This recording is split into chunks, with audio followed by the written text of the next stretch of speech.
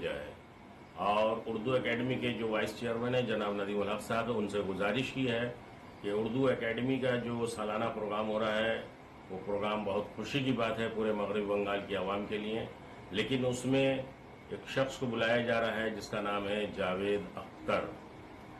ये शख्स के आने से मुसलमानों में बहुत बेचैनी पाई जा रही है, क्योंकि इसने इस्लाम के खिलाफ, मुसलमानों के खिलाफ और ख़ास तौर से अल्लाह के खिलाफ बहुत बकवास बकी है। और ये इंसान नहीं, इंसान नुमा एक शैतान है। लिहाजा उर्दू एकेडमी से हमने बार बार गुजारिश की है और आपके चैनल के ज़रिए से भी हम गुजारिश कर रहे हैं कि इसको जो है जावेद अख्तर को इस प्रोग्राम में शरीक न करें। इसके शिरकत से मुसलमानों में जो है नाराज़गी पाई जाएगी। लेकिन जिस तरीके से वो मुसलसल एक बार दो बार नहीं, पूरे यूट्यूब उनके भरे हुए उनके बयानात से, जिस तरीके से उनके बयानात आ रहे, अल्लाह की शान में तौहीन, जैसे मुफ्ती साहब ने बताया, कोई आपके वालदा को, कोई आपके वालिद को अगर, या मामूली कोई दुकानदार आपके मोहल्ले में जो आपके साथ जरा से तू मैं हो जाता है, आप उनसे सामान खरीदना बंद कर देते हैं। आपकी गैरत, हर एक के पास गैरत होती है, हर एक के पास ईगो होता है। तो आखिर एक अल्लाह के ऊपर सवाल उठाना और एक अल्लाह की शान में गुस्ताखाना अल्फाज कलिमात कहना, और एक बार दो बार नहीं, एक तो होता है कभी जो है सफते लिसानी हो जाती है, जबान फिसल गई, बोल दिया, मुसलसल बोले जा रहे हैं, आमदन बोले जा रहे हैं। तो ऐसे शख्स के प्रोग्राम में जो खुदा का बागी है, ऐसे शख्स के प्रोग्राम में किसी मोमिन और किसी मुसलमान की शिरकत ये कैसे हो सकता है? एक तो ये कि अल्लाह का मजाक उड़ाना, नबी का मजाक उड़ाना, वो तो एक उस पर कुफ्र लाजिम आता है। और ऊपर अगर कोई सुन्नत का मजाक उड़ा दे, उनके तरीके का, उनकी किसी। नमस्कार, আপনারা শুনছেন উত্তরে কণ্ঠ থেকে আমি প্রভাত বসাক, তুফানগঞ্জ, কোচবিহার। প্রশ্ন হলো, কলকাতায় কি জাবেদ আক্তারকে নিষিদ্ধ করা হয়েছে? কে এই জাবেদ আক্তার?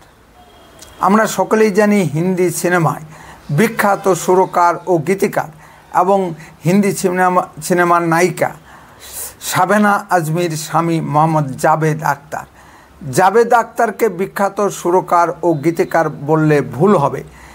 হিন্দি সিনেমার তিনি একটি প্রতিষ্ঠান বা ইনস্টিটিউশন, ধর্মে ইসলাম। সারা পৃথিবীতে সঙ্গীতকার জাবেদ আক্তারকে চেনেন না এমন লোক পাওয়া খুবই মুশকিল। বিখ্যাত শোলে সিনেমার স্ক্রিপ্ট রাইটার ও গীতিকার জাবেদ আক্তার এমন একজন গুণী শিল্পীকে পশ্চিমবঙ্গ উর্দু একাডেমি আমন্ত্রণ জানিয়েছিলেন 1 সেপ্টেম্বর ও 3 সেপ্টেম্বর বক্তব্য রাখার জন্য। বিষয় হিন্দি সিনেমায় উর্দু ভাষার ব্যবহার নিয়ে আলোচনা। বিষয়টি একাডেমিক। কলকাতার মতো একটি সিনেমা শিল্প বোদ্ধা শহরে কারা বাধা দিচ্ছে? আমরা বাঙালিরা গর্ব করে কলকাতার শিল্প, সাহিত্য, সংস্কৃতি নিয়ে। না কোনো হিন্দু সংগঠন নয়, বিশ্ব হিন্দু পরিষদ নয়, বাধা দিচ্ছে তৃণমূল মন্ত্রী সিদ্দিকুল্লাহ চৌধুরী, জামায়াতে উলামা ই হিন্দ ও ওয়াহিদ ফাউন্ডেশন নামের দুটি মুসলিম সংগঠন। এদের নেতাকে যে নাম পাওয়া যাচ্ছে চিল্লুর রহমান আরিফ, এই চিল্লুর রহমান আরিফ কি কলকাতাকে নিয়ন্ত্রণ করছে? রাজ্য সরকার, মমতা ব্যানার্জি ও ফিরহাদ হাকিমরা বসে বসে তামাশা দেখছে। রাজ্য সরকারের সমর্থন না থাকলে ওই চিল্লুর রহমান আরিফের সাহস হয় কি করে? এই নেতার নাম কি কখনো শুনেছেন আপনারা? জাবেদ আক্তার ভদ্রলোক। বিতর্কের গন্ধ পেয়ে তিনি প্রোগ্রামে আসা ক্যান্সেল করে দিয়েছেন। যদি কোনো হিন্দু সংগঠন বাধা দিত তাহলে এতদিনে তুলকালাম কাণ্ড ঘটে যেত, সাম্প্রদায়িক দাঙ্গা সৃষ্টি হতো।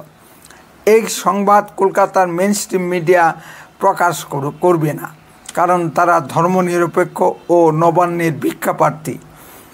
পশ্চিমবঙ্গের সিপিএম সরকার ও শিল্প, সাহিত্য, সংস্কৃতি মহাবোদ্ধা প্রাক্তন মুখ্যমন্ত্রী বুদ্ধদেব ভট্টাচার্য মুসলিম সম্প্রদায়ের চাপে পড়ে নির্বাচিত বাংলাদেশের মুসলিম লেখিকা তসলিমা নাসরিনকে কলকাতা থেকে তাড়িয়েছিল।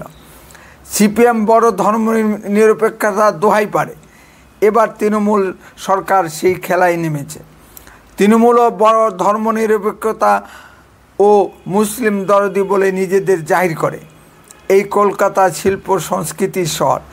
ভয়য়া গানের সম্রাট আব্বাসউদ্দিন আহমেদের ছেলে মোহাম্মদ মুস্তাফা জামান আব্বাসি বলেছেন, এই কলকাতা শহর স্বর্গীয় আব্বাস উদ্দিন আহমেদকে প্রতিষ্ঠা দিয়েছিল। সেই কলকাতা শহরে মিস্টার জাভেদ আখতার নিষিদ্ধ। ভাবতেই অবাক লাগে, মুসলিম ধর্মগুরুতে দ্বিচারিতার শেষ নেই। পাকিস্তানের বিখ্যাত সঙ্গীত শিল্পী নূরজাহাঁ বেগম বলেছিলেন, তার কাছে সঙ্গীত ঈশ্বর তুল্য। ইসলাম ধর্মগুরুরা ইসলাম বিভিন্ন বলে রব তুলেছিল এবং তাকে পুনরায় নতুন করে ইসলাম ধর্ম গ্রহণ করতে হয়েছিল। বাংলাদেশের ইসলামী হুজুরদের দিকে তাকিয়ে দেখুন, বক্তব্য দিতে উঠেই প্রথমেই হিন্দুদের দেবদেবী নিয়ে ও ইহুদিদের গালাগালি পাড়ার জন্য যে মাইক ব্যবহার করে হুজুররা, তাকে মুসলিমরা আবিষ্কার করেছেন।